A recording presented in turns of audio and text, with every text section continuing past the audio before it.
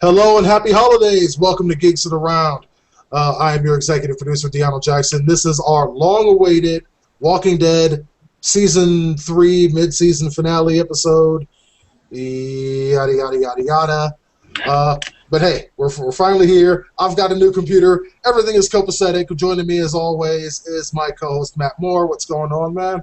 Not much. And joining us for the first time as an official member of Geeks of the Round is David Kude, our Google Plus community moderator. What's going on, man? Yeah. You guys can go ahead and join up our new community. It's on Google Plus. The link you can find at geeksoftheround.com. It's on our About page. Go ahead and join and check us out. There's a lot of cool stuff going on there. But yeah, this is the mid-season finale discussion. And whew, things were hectic on this episode. They left us hanging for real. Yes, like David's thing says down there. Go ahead, David. Yeah. Two brothers enter, only one can leave. Yeah. Dun, dun, dun. Yeah. The first time Merle and Daryl have seen each other in round about a year, it looks like they're going to be made to fight to the death. That should be fun. And that's exactly how the episode left us. But getting up to that is like, I mean, we had the assault, the assault from Rick's group on Woodbury, which actually it's like went off a lot better than I was kind of thinking it would. Well, we got kind of a sneak peek into how Woodbury works. That they're not very professional, aside from just a handful of people. Yeah. I was gonna say those smoke grenades really helped. Yeah, thank goodness they took over a prison and had that kind of equipment. It's like I mean, hell, they're right there going. It's like I was expecting one of them to order in a drone strike or some shit. Yeah, it was rather convenient. Yeah, like that shit was hardcore. It's like it's like I'm pretty sure it's like I mean, if you looked at Rick's weapon, I'm pretty sure he had night vision on that shit. I'm like, damn. This is like, am I watching The Walking Dead or Call of Duty Black Ops Zombie mode? It's like, this is crazy. But it's like managed to get the job done and get his people out. Michonne, however, had another goal she was trying to get to. Yeah, that was actually kind of an insane fight. I was kind of surprised that the governor disarmed himself so quickly. I know it was his daughter, but the governor is not known for walking into a fight without a clear advantage. Yeah, I guess seeing his daughter there is like, I mean, kind of put him in a state. Stabbed her right through the head. That was awesome. Yeah, we finally have Michonne back to doing what she does best, killing walkers. And that's what I like to see is like, and then it's like, I mean, you even had a showdown of sorts between Andrea and Michonne in this episode, and that was interesting as well. It's like, I mean, we see how well that Andrea has accepted the Woodbury way of life, where she's standing where she has a gun pointed at the one person that was there for her. It's like, you know, when Rick and everyone kind of left her behind, Michonne was the one that's been there with her for the last 8 months. And it's like, and this is what it's come to? Dumb bitch. Sorry, go on. I was just saying dumb bitchitis. She has no idea what's going on. Yes. And they show in the previews that it's going to be a big thing of where does Andrea's loyalties lie. And that's going to be interesting to see. So what's your speculations? Like, where do you think her loyalties lie at this point? I think at this point they lie with Woodbury, but I think that once she figures out that the whole group is still around, or at least the core of the group is still around, then we can get into some speculation. That's true enough. That's true enough. What do you think, David? I think she made her bed and she has to lie in it. I hope she gets killed. Yeah, too bad Kim isn't here. She'd be agreeing with you. It's like I'm pretty sure that Andrea has pissed her off beyond any kind of reign of festivity at this juncture. Yeah. Because it's just ridiculous. It's like, I mean, It's like, I mean, I understand on the surface level how come Andrea's thrown in her lot with the governor and Woodbury as a whole. It's like, I mean, because you finally have some sort of awkward sense of normality. There's electricity and everyone has houses and jobs and shit like that. But at the same time, it's like the dude running it is a psychopath. Is that not a slight problem? Well, I mean, it's how the United States works. Oh, wait, sorry. Did I say that out loud? Well, I guess it also helps that she's kind of sleeping with him. Yeah. She's addicted to what the dick did. It's like, that's got to be the only feasible explanation. And I apologize. I was thinking 5 years ago as opposed to now. I'm quite happy with our current government. Yeah. But in any case. Also a big thing for this episode, we finally have Tyrese on the show. Tyrese has been introduced. He's a mainstay in the Walking Dead comic book series. He's making his first TV show appearance here in the mid-season finale, bringing his crew that he's the leader of to the prison. And I cannot overstate enough how badass I think Carl is right now. It's like, I mean, Carl just keeps getting better and better, doesn't he? It's like he's stepping up. I figured we were gonna leave the how much a Carl is a badass until the end of the show. That's how badass he is. Yeah. It was really the highlight of the episode for me. Is him just being like blam blam, and then okay, I saved you, slam. Mm-hmm. Like, yeah, I just helped you. I know you're locked up, but I just helped you. Yeah, exactly. He was badass throughout that entire portion of the episode. Mm-hmm. When old girl's banging on this, like, let us out. Carl's just standing there. It's like, I mean, just no emotion on his face whatsoever. Just standing there staring at her. It's like, I mean, it's like, damn, it's like Carl's getting hard and he's getting hard fast. Yeah. It's like, I thought he was awesome in that scene. It's like, he's gonna be running the joint. Oh, no joint. No joke. It's like that old girl is like, it's like, well, shouldn't we help them? He's like, I did help them. Which is like, I mean, it's hard to argue at that point. Yeah. It's like, I mean, even Tyrese was trying to calm this group down. It's like, hey, we got 4 walls, we're protected. This is the best we've had in a long ass time. Shut the fuck up. Let's just go with this. Now, it's not a spoiler to say this, but Tyrese is a football player, which is kind of cool. Mm-hmm. It hasn't been revealed in the show, but it's not really a spoiler because it's just background. Yeah. I had forgotten, what team did he play for, or does it matter? I honestly don't remember. David, you recall? I don't read the comics. All right, well, hey, if any of you viewers out there remember what team Tyrese played for, if it was ever revealed in the comments, just go ahead and throw it in the comments so we can see it. Because, yeah, I honestly don't know. It's like, not that it's significant, but just one of those little fun things. Yeah. But it's like now I'm interested because it's like, again, we have this kind of split. You have Rick and the main fighting force off over in Woodbury, and let's not forget that Daryl was, still in Woodbury, having about to face his brother for the first time ever. And then it's like, oh yeah, something else I wanted to bring up is like, I mean, now this is the first time that Andrea has had a clue that the old crew is still alive, having seen Daryl now. So it's like, I mean, no, go ahead. No, I was just going to say Andrea's reaction was rather telling, that she had no idea whatsoever that Daryl was still alive. Yeah. So now it's like, I mean, it's like, the girl's dumb, but she ain't quite that stupid. It's like, I mean, I'm sure she's put together. It's like, wait a second. If Daryl was here, that means the invaders that I was fucking shooting at had to have been Rick and everybody else. Had to have been. Well, I mean, it doesn't have to have been. I mean, she could have more dumb bitch-itis. No, it's Occam's razor. If they really write her in to be that stupid, we'll be like, well, maybe Daryl split off and has joined some other group now. If they really go that road, it's like I'm just gonna hate Andrea even more, which is kind of a fucking shame because the actress herself, I like her a lot. I really want to like Andrea. I just don't because she's an idiot. but I really want to like her. Oh, and it's the Atlanta Falcons. Atlanta Falcons. Okay. But yeah, it's I don't know.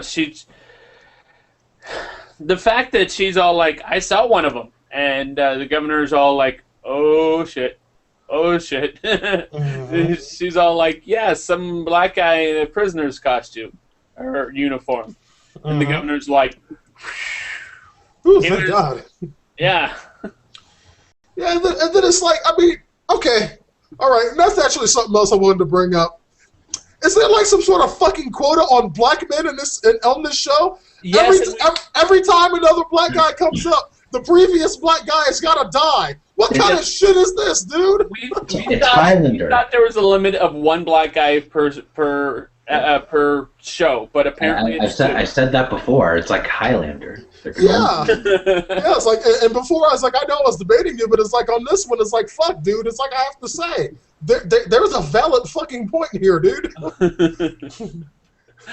I mean, seriously, it's like, are you fucking with me?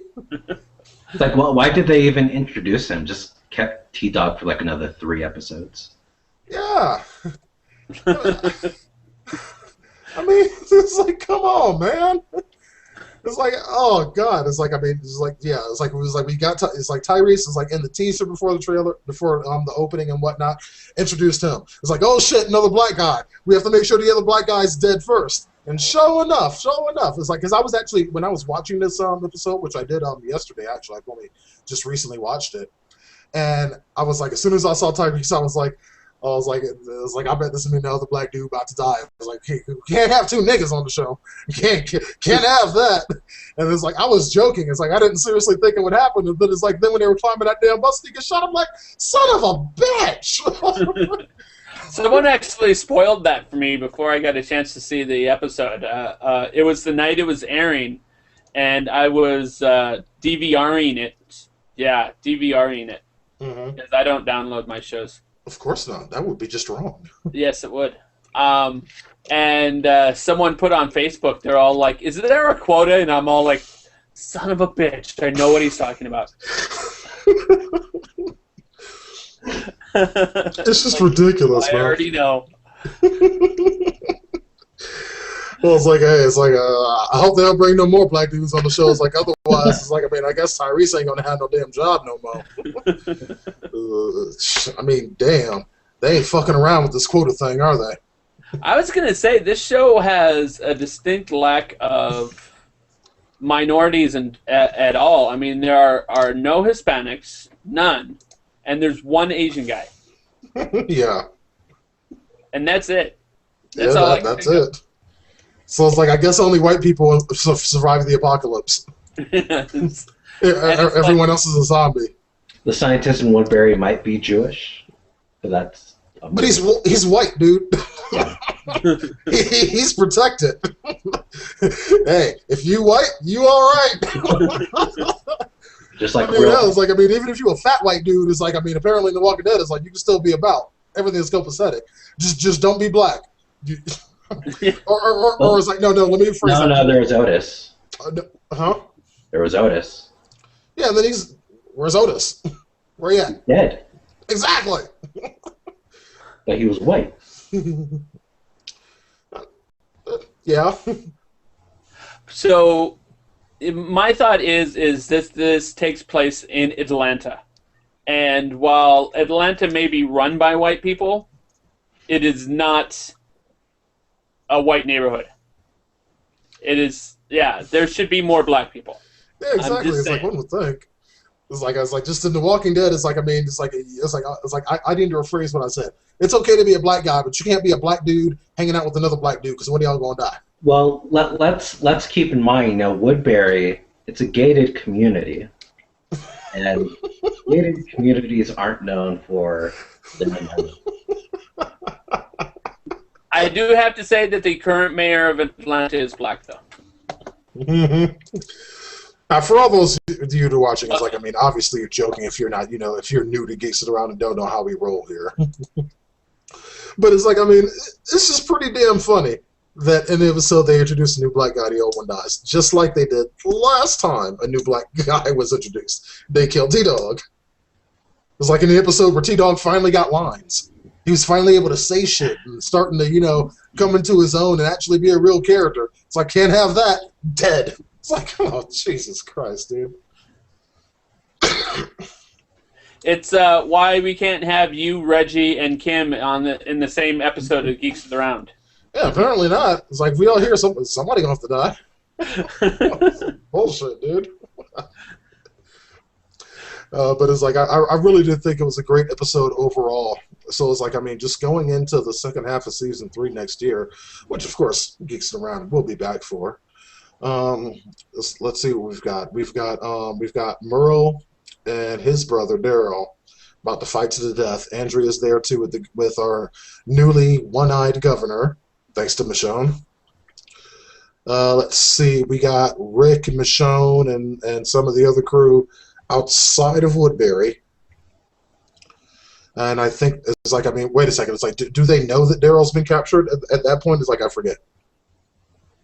I think they may think that he's not there. Yeah, they're captured. But something else about Andrea that bothers me. She saw all those heads and jars and shit, and she still stuck around. Yeah. Well, then again, who knows? She might be the one to save Daryl. It's possible. I mean, please, it's like, give Andrea something, some sort of redeeming quality that makes me like her. Please. And then kill her. Well, that seems to be the way it works. I was going to say, in a fight between Daryl and one-armed Merle, I have to give it to Daryl by a lot. Hell yeah. It's like, if it came down to it, it's like if Daryl was really trying. Yeah. But it's like, I mean,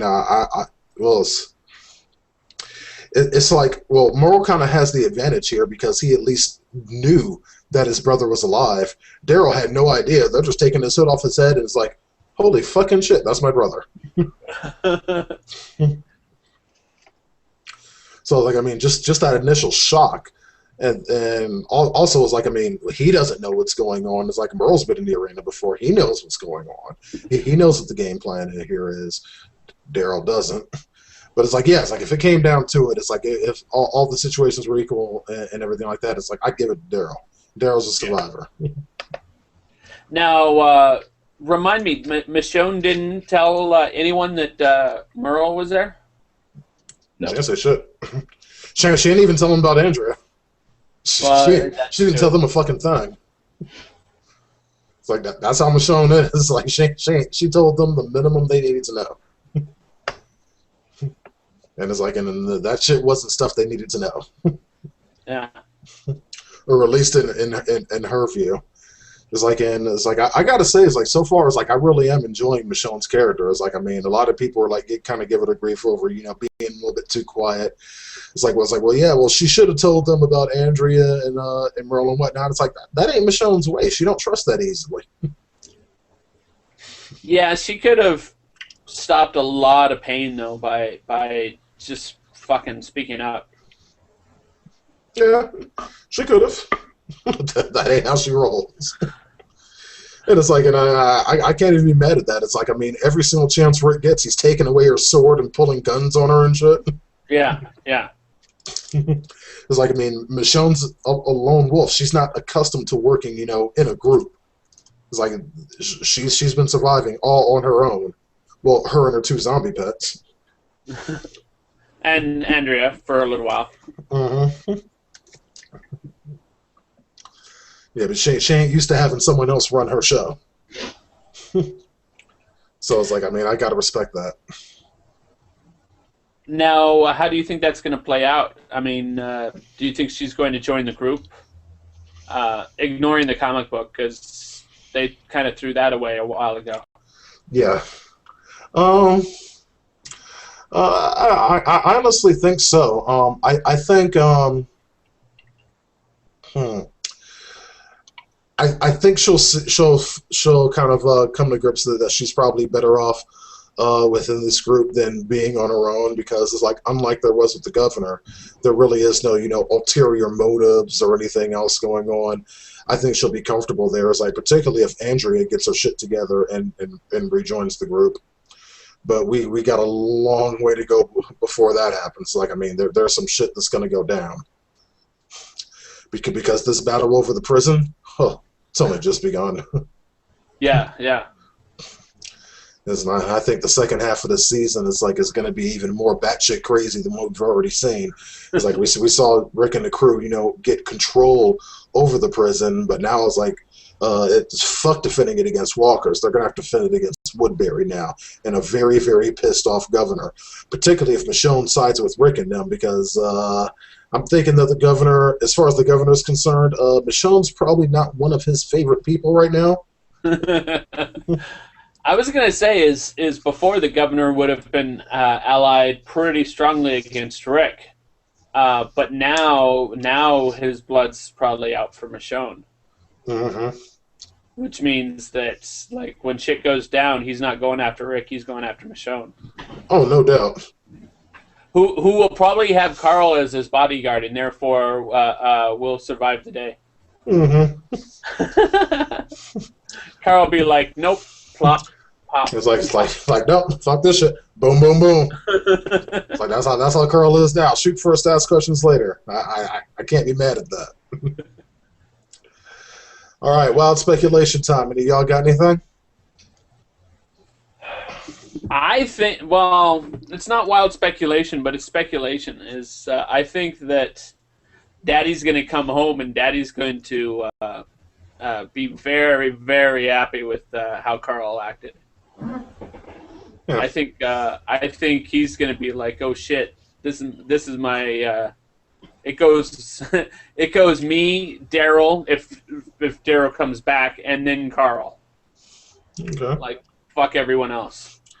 How about you, David? Wild speculation. Not really speculation. I'm just looking forward to what happens with Daryl and Merle. I actually hope Merle rejoins the group. I think he's hilarious. I love his character. And I also hope Daryl doesn't die, for obvious reasons. Oh, we got racist Merrill back, by the way. Yeah. Yeah. I completely forgot about that. Uh-huh. Yeah, we got the good old Merle back. And it's actually he's got some fresh candidates for that racism. He's got Tyrese and his I don't know who the lady is, his girlfriend or what. Yeah, I don't know. It's like we didn't really get too much in introductions in this particular episode. I'm sure that'll be coming up soon. My wild speculation actually directly impacts Merle and Daryl.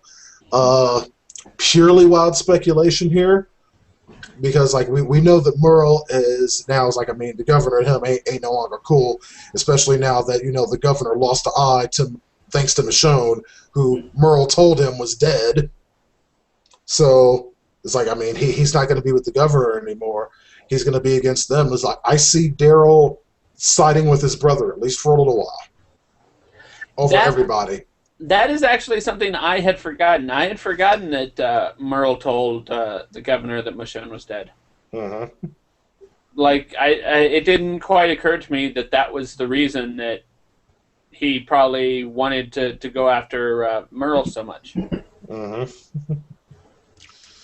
Yeah, so it's like you kind of understand where the governor is coming from on that one. It's like, hey, Michonne's dead, and all of a sudden, Michonne is breaking into the city with all these other people. So it makes sense why the governor thinks he's a traitor instead of just simply being a liar. I don't think he thinks he's a traitor. Oh, the governor? Yes, he does. No, not a traitor, a liar, but I don't think a traitor. Well, what do you mean? It's like I mean, no, he's not a traitor to them, but that's what the governor thinks. Just look at the pieces of the puzzle he has. It's pretty easy to see. That's what he said, but there's no reason that Merle would have conspired against him. You mean other than the fact that his brother, his flesh and blood brother, was a part of the crew that came and assaulted Woodbury? That's a pretty damn good reason.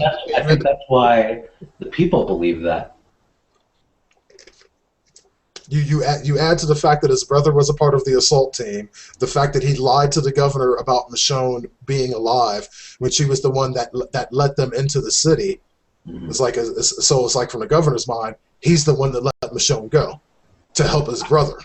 I have to agree with David that it didn't seem like that, but I have to agree with you that you've changed my mind. I was with David at first because I thought the governor was doing it. The governor is saying these things. He's saying that he's a traitor, but I think he's saying that as an excuse to throw him in there because he knows that he lied to him. Yeah, that's what I thought at first too. It could go either way on this one. It's like, I'll give you guys credit for that, but it's like it's too much smoke for there to be no fire. I think he really does believe it. In either way, it's like the result is the same. Yeah, that's right. So we have Merle and Daryl marked for death, and it's like, and yeah, I really do see Daryl siding with his brother over everyone else for at least for a little while.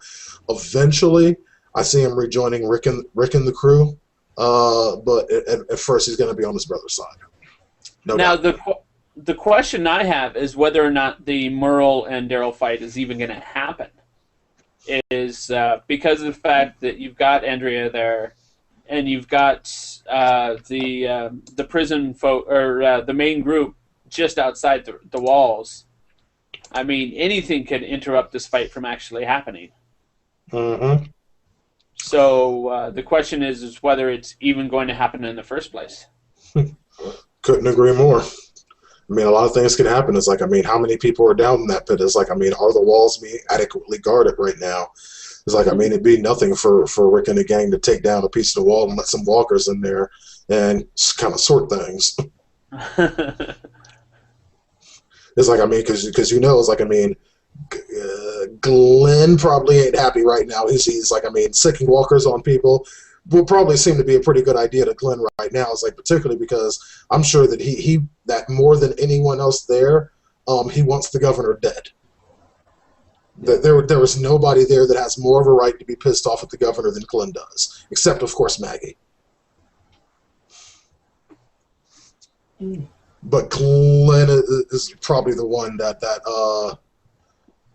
has the most anger and would be the most likely to get it done. It's going to be either it's Rick's show, but if I had to make a guess, I'd say it's either going to be him or Michonne that puts the governor down.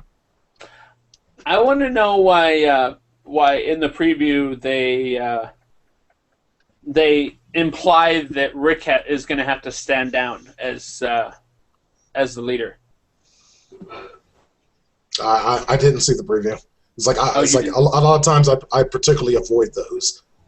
Oh, well, Carl of all people told him that he needs to stand down as leader.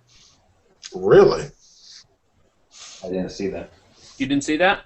Did you see the preview? No. Oh. Yeah. I didn't catch it later, but for those of you that are watching, we'll post it up on Geeks Around tomorrow. Okay.